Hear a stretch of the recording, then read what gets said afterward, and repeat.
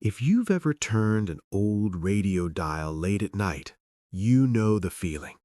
That moment when the world goes quiet and the static starts to sound like it's breathing.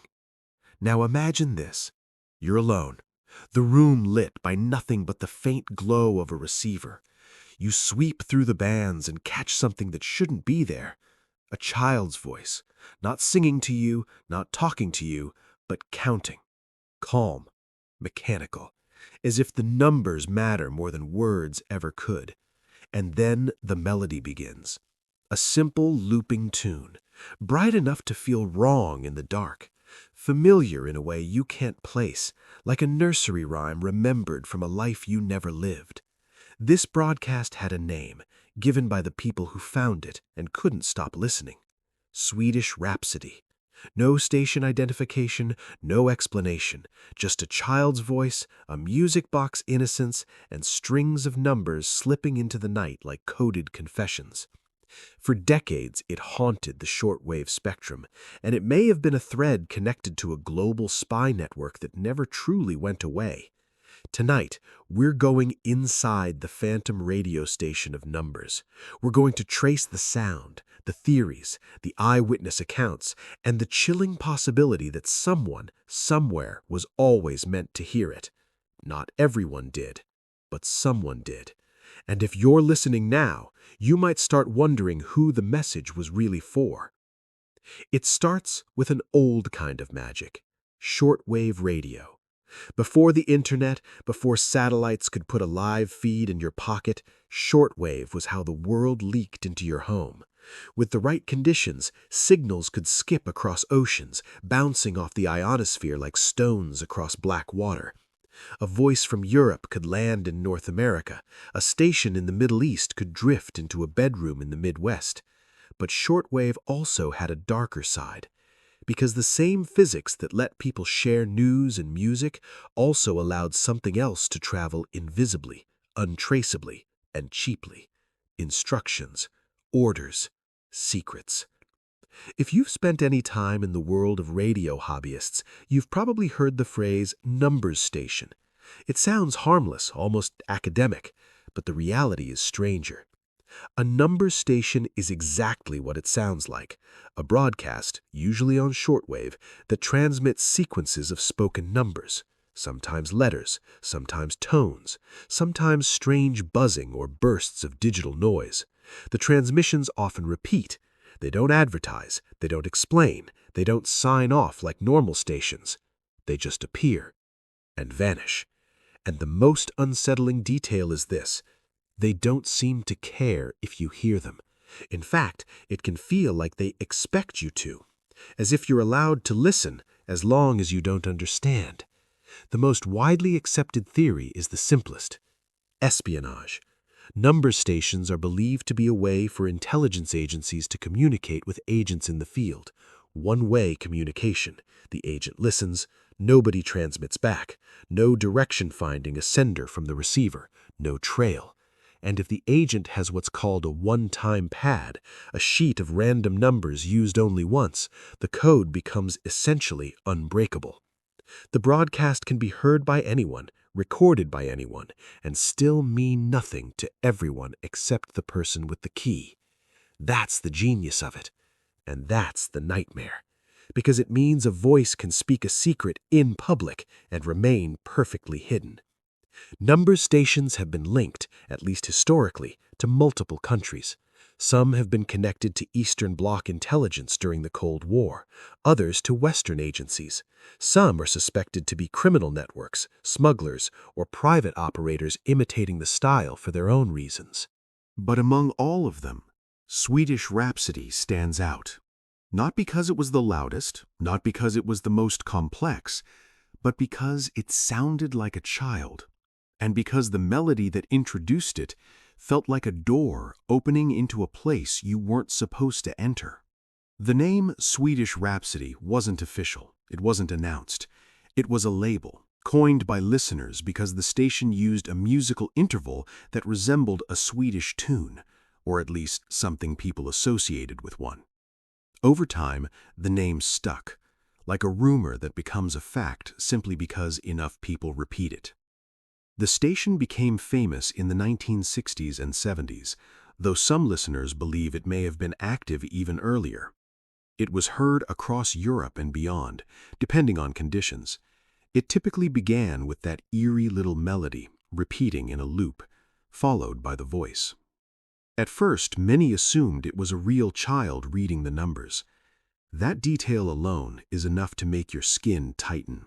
A child awake at strange hours, speaking into a microphone, reciting strings of digits with no emotion, no laughter, no stumbles, just a steady cadence, like someone taught them to do it and told them not to ask questions. But the deeper radio community, the people who listened for years, began to suspect something else. Not a child, a recording. Or more specifically, a voice generated by a speech synthesizer made to sound like a child, a kind of early, crude, artificial voice. The tone was too consistent, the pacing too perfect, the inflection too flat. If that's true, it makes the station no less disturbing. In fact, it makes it worse, because then the child wasn't a person at all, but a mask, a deliberately chosen sound designed to stick in your brain, a lure, a signature, or maybe a warning. The melody itself became part of the legend, a simple tune that played before and sometimes during the transmission, like a musical calling card. Bright notes floating over the static, reminding you of a toy left in an empty house. It's the kind of sound that should mean safety, childhood, daylight. But on shortwave, in the middle of the night, it becomes something else, a contrast. And contrast is how horror works. You don't fear darkness as much as you fear the moment a cheerful light turns cold. Listeners who recorded Swedish Rhapsody describe a peculiar emotional effect. Even seasoned hobbyists, people used to hearing odd signals, would admit it felt wrong, like eavesdropping on a ritual, like hearing a lullaby played in a corridor where nobody lives. And then came the numbers. Groups of 5 digits, repeated, sometimes introduced with a call-up sequence, sometimes with pauses that felt intentional, as if the station was giving someone time to write them down. And because the broadcast was one way, because it never responded, it created a certain kind of paranoia in the listener. You could never know if you were hearing it by accident, or if it was meant for someone near you. There are stories, passed around in radio circles, of people who heard Swedish Rhapsody while traveling, while staying in cheap hotels, while stationed overseas. They describe the same moment. The melody breaks through the static, and suddenly the room feels occupied, not by a person, but by attention, like something far away has turned its head. One listener described sitting in a car late at night, engine off, radio powered by the battery, scanning the band out of boredom. When the melody came in, he said he felt a sharp, irrational urge to look around, to check the rearview mirror, to make sure nobody was standing outside the window. Nothing was there, but the feeling didn't leave. Because the broadcast didn't sound like it came from a studio. It sounded like it came from a place that didn't need permission to exist. And that's the first real clue in the Swedish Rhapsody mystery. These stations weren't hiding. They were operating in plain sight. So if you accept the espionage theory, the next question becomes obvious. Who was sending it, and who was supposed to receive it? The Cold War is the natural habitat for this kind of signal. A world divided into camps where information was a weapon and silence was a shield. Agents were planted, activated, burned, replaced. And radio was the perfect courier, cheap, anonymous, and global. Many researchers have long suspected Swedish Rhapsody originated somewhere in Eastern Europe. Poland is often mentioned. The signal characteristics, the times it aired, the patterns of propagation. These are the breadcrumbs radio analysts use to guess at an origin. But guess is the key word. Because without an admission, without documents, without a transmitter found and seized, it remains a shadow. And the shadows get deeper when you consider how long it ran. Swedish Rhapsody is believed to have been active for decades, with reports of it fading out around the late 1990s. Some claim it changed form, some claim it moved frequencies, some claim it was replaced by other stations with similar formats. If it really belonged to a state intelligence service, then it survived the fall of the Berlin Wall. It survived political upheaval. It survived the end of the Cold War as a public narrative. Which raises a possibility that makes people uneasy. What if the Cold War didn't end for everyone? What if some networks never shut down? They just adapted. Number stations are, in a sense, immortal. You can dismantle a government and still have people in the field. You can change flags and still have secrets worth sending. You can modernize and still rely on old methods because old methods are harder to trace. An encrypted message on the internet leaves a trail. Servers, metadata, logs, compromised machines. Shortwave doesn't care about any of that. It's just air. That's why even now, number stations still exist. They still pop up. Some are identified, some are not. Some run for years. Some vanish after a few weeks, like the sender got spooked, or like the message was finally delivered. And Swedish Rhapsody remains one of the most famous because it wasn't just numbers. It was theater. It was a voice that sounded like innocence reading out something that could ruin lives.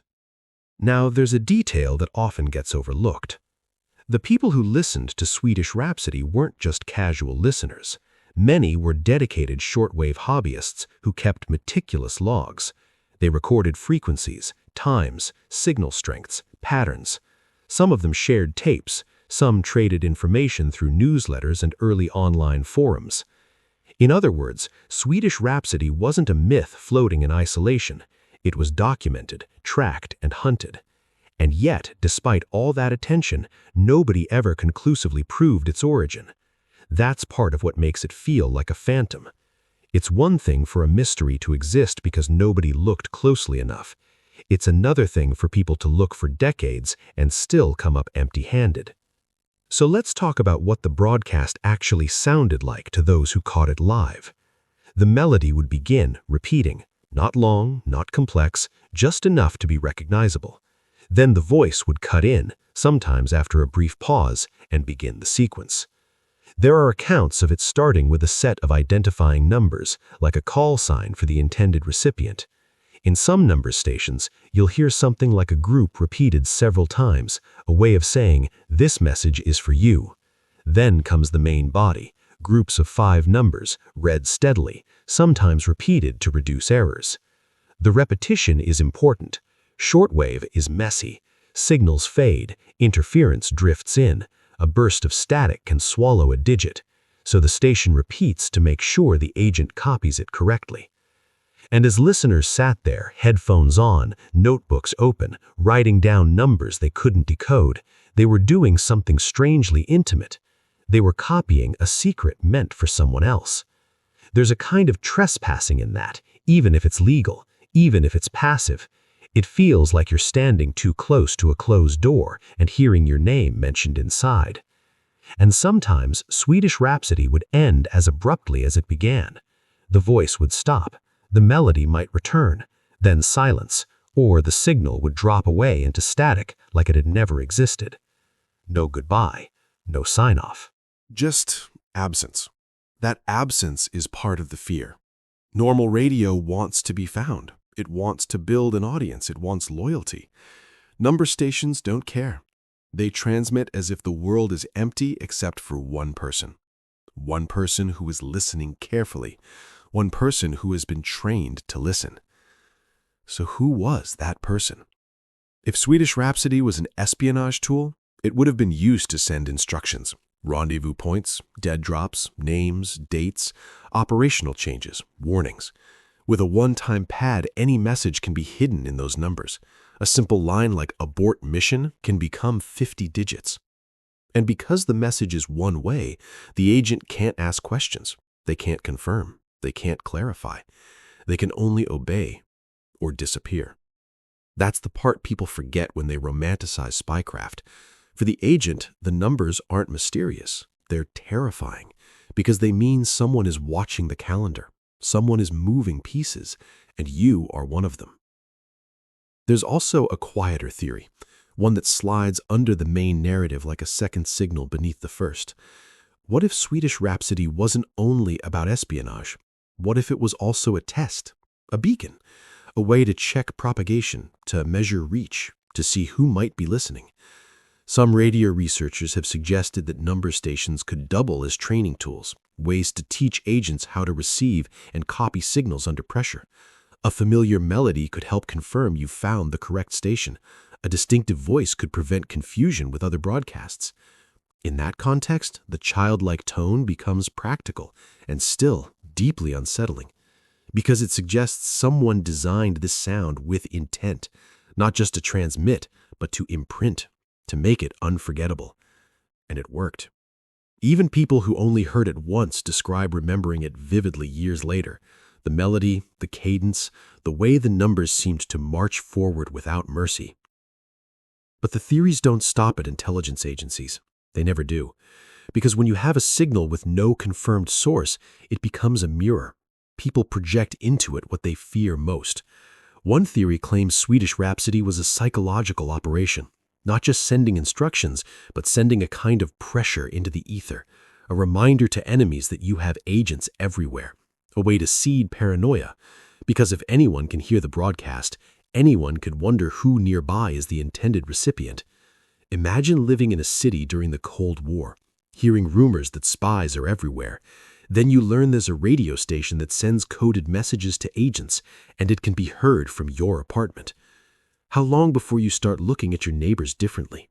How long before you wonder if the quiet man upstairs has a one-time pad hidden under his floorboards? How long before you suspect the woman who never talks about her past? In this way, the broadcast becomes more than communication. It becomes atmosphere, a fog of distrust. And the creepiest part is that you wouldn't even need to decode it for it to work. You would only need to know it exists.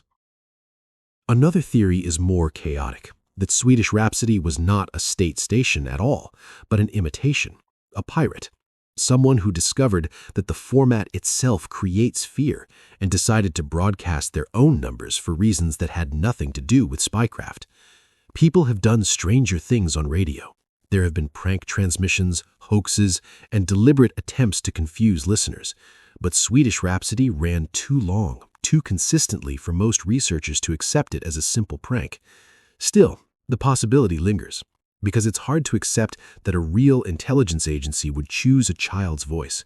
It feels too theatrical, too cruel. And yet, intelligence work has never been about comfort. It's about effectiveness. Maybe the voice was chosen because it cut through interference. Maybe it was chosen because it was easy to recognize. Or maybe it was chosen because it made the agent feel something. Because fear is a tool. And if you can make your own people uneasy, you remind them what's at stake. Then there are the stories that drift into darker territory. The ones told in half-jokes and late-night forum posts. The ones that sound like urban legends but refuse to die. Stories of people who heard Swedish Rhapsody and then noticed odd things afterward. A click on the phone line, a car parked too long outside your house, a stranger asking an innocent question that felt rehearsed. None of it is proof, but proof isn't what these stories are for. They're for the feeling that listening is not passive, that hearing a message meant for someone else might put you in the wrong place in an invisible system. And that's where the global spy network mystery really begins. Because Swedish Rhapsody is not alone. It's part of a whole ecosystem of stations, each with its own signature. Some use male voices, some female. Some use multiple languages. Some use distinctive tones like bells or buzzing. Some use music. Over the years, listeners have cataloged them like cryptid sightings.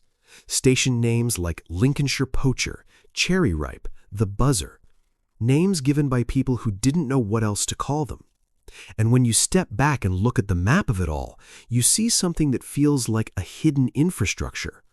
A parallel broadcasting world. Not for entertainment, not for commerce, not for public service, but for covert operations. A shadow internet running on radio waves.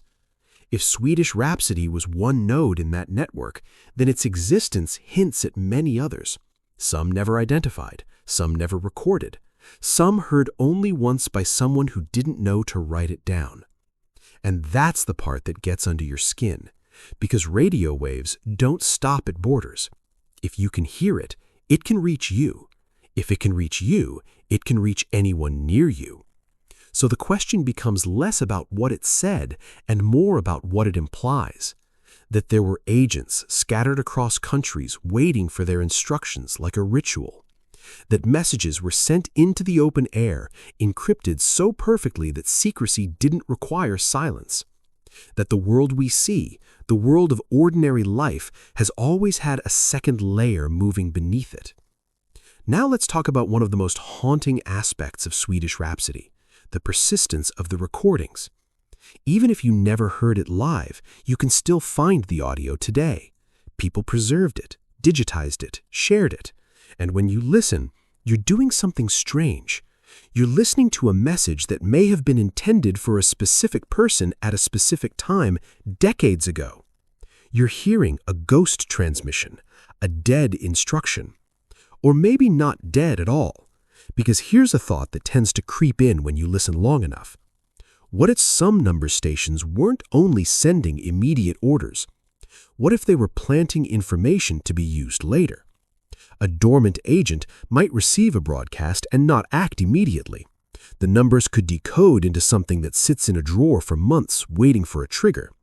Or the broadcast could be part of a larger puzzle, multiple transmissions needed to assemble a complete message. If that's true, then recordings become more than curiosities. They become artifacts, pieces of a system we don't understand. And then the mind does what it always does in the presence of an unsolved mystery. It starts connecting dots. The melody, the child voice, the repeating numbers, the decades of operation, the suspected Eastern European origins, the global reach. It begins to feel like Swedish Rhapsody wasn't just a station, it was a method, a tradition, a language spoken by governments and ghosts. But there's another angle, one that seems almost too mundane until you realize how frightening mundane can be. What if Swedish Rhapsody was simply bureaucratic? A machine in an office somewhere, a transmitter on a schedule, a tape loop, a technician who comes in, checks levels, changes reels, logs the time, goes home. No sinister ritual, no drama, just routine. And that might be the scariest theory of all, because it suggests the world's darkest secrets can be delivered with the same casual indifference as a weather report. A childlike voice counting out numbers, not because someone wanted to be creepy, but because it worked. Because the system was built to last. And systems that last don't need to explain themselves. They just continue. Until they don't. And Swedish Rhapsody eventually seemed to stop. That ending is blurry. Like most things in this world, there's no clean finale, no official statement, no decommissioning announcement. Just fewer logs, weaker receptions. A station that once returned again and again, suddenly absent. Some listeners reported that similar broadcasts continued, possibly under different identifiers, as if the station changed its clothes and walked into a different crowd. Others believe it truly ended, a relic of a prior era. But even if it ended, the mystery doesn't. Because the question isn't only what Swedish Rhapsody was, it's what it was doing in the first place. If it was an intelligence station, what operations did it support? How many agents listened to it? How many missions began with that melody? How many lives were altered by those numbers? And if it wasn't intelligence, if it was something else, then what kind of something else can broadcast for decades without being definitively traced? There's a particular kind of unease that comes from listening to a number station recording in the present day. You know you're safe. You know it's old. You know you're not the intended recipient. And still, you find yourself leaning closer. as if the sound might change when you pay attention, as if the voice might suddenly say something that isn't numbers, as if it might say your name.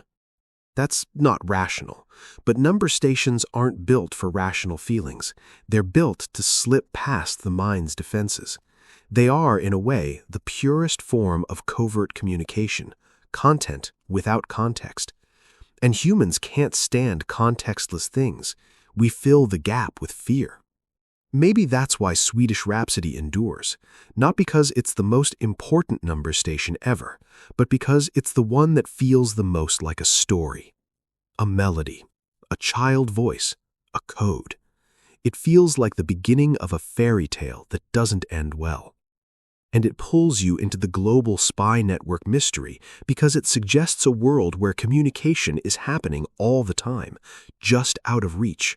A world where messages can be shouted into the sky and still remain secret. A world where, somewhere, someone once sat in a quiet room, heard that tune, and knew their life was about to change. Or maybe, somewhere, someone still does. Because the truth is, nobody has publicly claimed Swedish Rhapsody. No government has stepped forward and said, yes, that was ours. Here's what it meant. Here's why we did it. Here's when we stopped. And governments love denying things. They love leaving mysteries unresolved. A mystery is useful. It keeps people guessing. It keeps people cautious. It keeps the myth alive without the burden of proof. So the station remains what it has always been. A signal without a signature, a phantom transmission, a childlike voice counting out secrets into the night. And maybe, for a moment, you can picture the intended listener. Not a hobbyist with curiosity, but an agent with training, someone who knows exactly when to tune in, exactly what frequency to check, exactly how to copy the groups. Someone who keeps their face blank while the numbers spill out because emotion is dangerous. Someone who has learned not to be startled by the melody. Someone who has learned to treat that eerie little tune like a doorbell. And when it rings, they answer. Not with a voice, but with obedience. So here's what lingers long after the static fades. If Swedish Rhapsody was part of a spy network, then it wasn't alone. It was one thread in a web. And webs don't vanish when you stop looking at them. They remain, waiting, catching light at certain angles. If it was a relic, then it's a reminder that the world has always had hidden channels running alongside the public ones. And if it was something else entirely, then we have to ask what kind of presence can speak from nowhere for decades without ever being fully caught. Because that's the real haunting part. Not that the message was encrypted, but that it was comfortable being heard. So the next time you hear a strange signal late at night, the next time you catch a melody that doesn't belong, the next time a voice begins counting with no explanation, ask yourself something. Are you hearing a ghost of the Cold War? Or are you hearing a system that never stopped? And if the message isn't for you, who exactly is close enough to receive it? And how would you know if they already have?